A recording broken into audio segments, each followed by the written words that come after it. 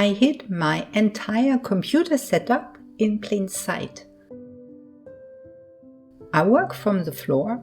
Even though I don't use a chair, my floor desk used to take over the room. Even when I was done working, it was still there. That always bothered me. This desk is different. The workspace is hidden. To start working, I just move the desk into place and open the cabinet. As soon as the desk lines up, everything is ready. The computer's already inside. The monitor's already connected. It's ready to use. When I'm done working, I can push the load table against the wall to save space.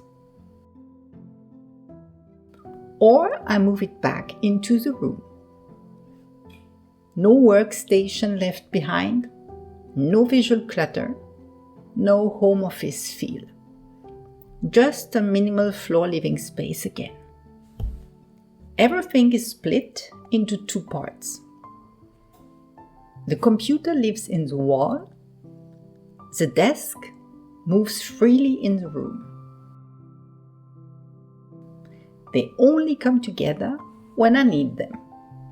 That's what makes it work. Most desks made you adapt to them. This one adapts to the space. When I need it, it's fully there. When I don't, it's completely gone. Nothing stays behind. Would you use a desk like this?